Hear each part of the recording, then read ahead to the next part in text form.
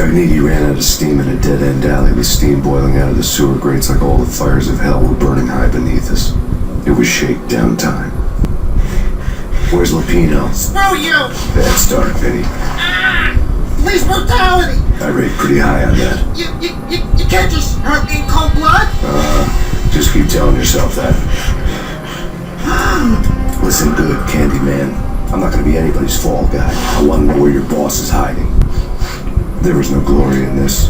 I hadn't asked for this crap. Trouble had come to me in big dark swarms. The good and the just were like gold dust in the city. I had no illusions. I was not one of them. I was no hero. Just me and the gun and the crook. My options had decreased to a singular course. I'll tell you, just don't hurt me no more. Lupino's at Ragna, the nightclub. Book me, take me in the home into the freaking jail, just don't hurt me. Your rights will be read at your funeral. Ragnarok was Lupino's private nightclub, a den of drugs built into an old theater. I knew what waited inside. V-head junkies ready to explode in random acts of senseless violence, and Lupino's goon squad, the worst stone-cold killers this side of hell. Ragnarok was as inviting as a headache, flickering and flashing to a machine gun beat. The belly of the nightclub was a gothic theme park that began with bondage games and led to the nasty stuff from there. As subtle with its dark message as a cop-killer bullet through the heart, like father, like son, just like Jack Lupino.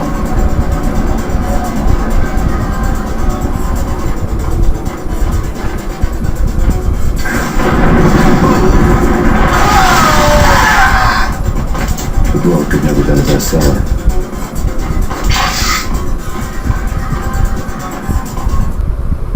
Given the setting, I was surprised to find that somebody had been passing time reading. The paperback was entitled, The Age of Murder and Storm. The blurb on the back mentioned Norse mythos and Ragnarok, the end of a Viking world with a terrible winter that covered the earth in ice, when vile crimes were rampant and all humanity lost. I could see how somebody impressionable might get it into their head that we were at the end of time. I was also beginning to see what the nightclub and its owner were all about.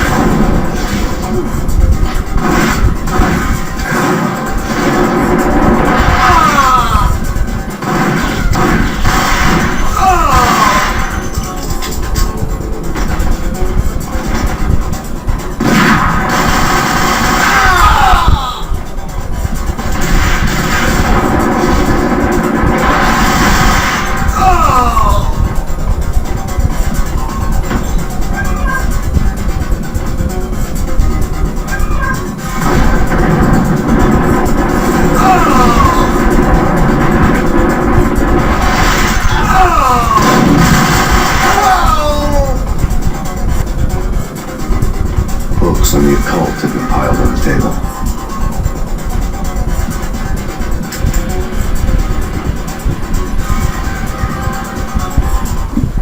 The room was stacked with light reading, such as Necronomicon, Witchcraft, and Paradise Lost.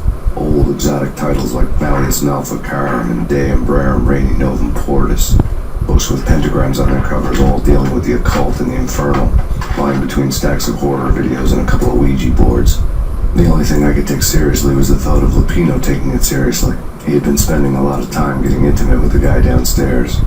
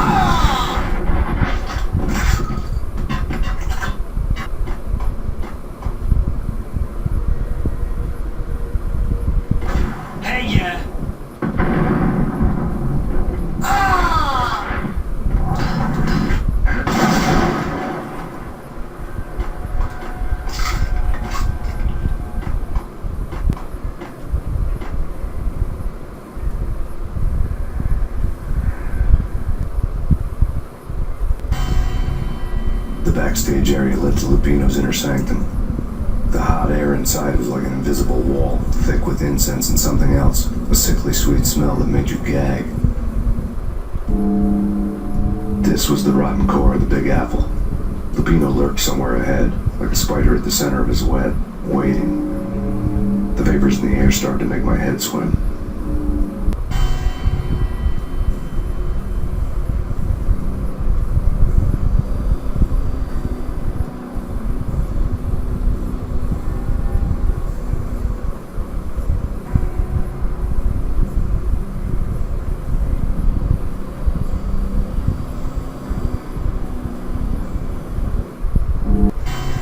Jack Lupino was crazy, all right. The table was scattered with notes of demented arcane nonsense written in rusty blood. A mishmash list of demons, devils, and dark gods evoked. Beelzebub! Asmodeus! Baphomet! Lucifer! Loki! Cthulhu! Lilith! Hela! Blood given to you all. He was after that old Faustian deal. Your soul for power and fortune. Just sign an undoubted line with your blood.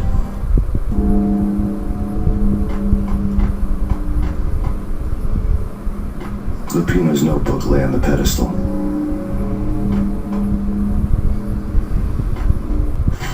Jack Lupino was crazy, all right. Mythic wolves, let loose to devour the sun and the moon. Lupino is the wolf. I'm Mr. Beast, the big bad Fenris wolf. I'm the end of the world man, wearing the flesh of fallen angels. After Y2K, the end of the world had become a cliche. But who was I to talk? A brooding underdog avenger alone against an empire of evil, out to right a grave injustice.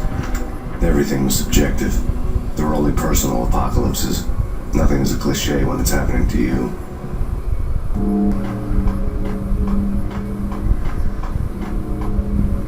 The flesh of fallen angels! Come to me all! Astaroth, Beelzebub, Asmodeus, Baphomet, Lucifer, Loki, Satan, Cthulhu, Lilith, Hela! Blood to you all! Secret, living under the skin of reality. I've seen it. The corruption of flesh. Oh! I'm the wolf, yeah! I am the wolf! It's close. It's coming. You have come. A witness to the end of time. It's now! I will rise to her side! I don't need the words! I'm beyond the words!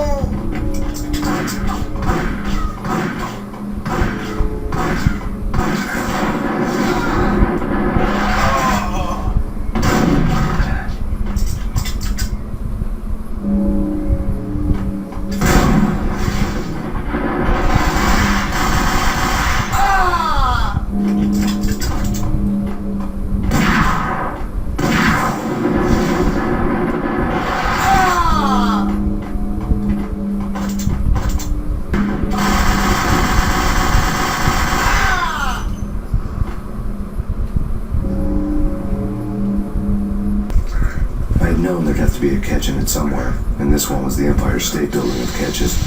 Lupino was pumped up and died to go 15 rounds with a mutant alligator. And then he started this spooky monkey talk, straight from a bad dream. Mine. I have tasted the flesh of fallen angels. I've tasted the devil's green blood. It runs in my veins. I've seen beyond the world of skin, the architecture of blood and bow and arrow. Death is coming! She is coming, and hell follows with her. This is the twilight winter. I am ready to be her son. Her time is now, and all who stand in her way must die!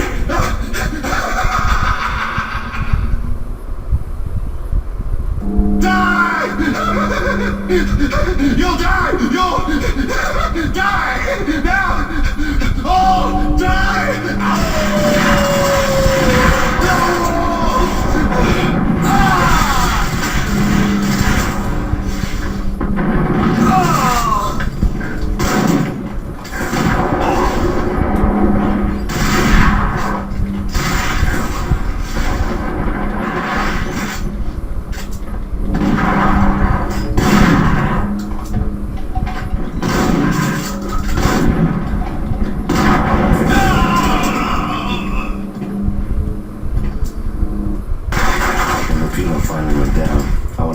Sure he'd stay that way.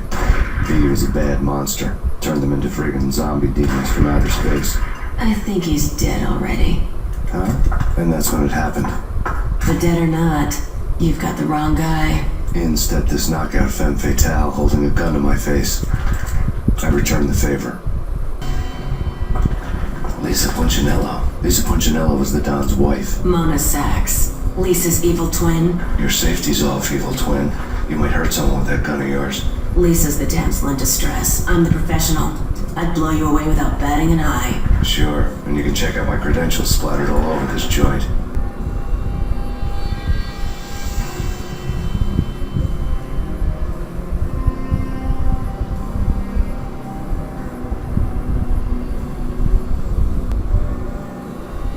Why not pool our bullets for this one? I thought you'd never ask. My finger was starting to twitch. How do you like your whiskey? I'm easy, as long as you don't try to slip me a Mickey. You're a real angel, Max. It was good stuff. Tasted sweet as honey going down. Nothing personal. Can't risk you going berserk and getting on your camp.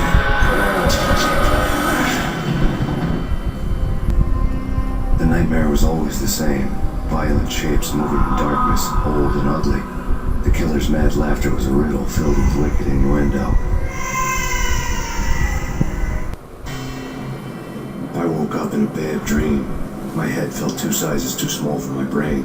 Max Payne. I envy your name. And the killer was smiling. Pleased to meet you. I'm Frankie the Bat Niagara. Niagara, as in you cry a lot. He had a baseball bat and I was tied to a chair. Pissing him off was the smart thing to do.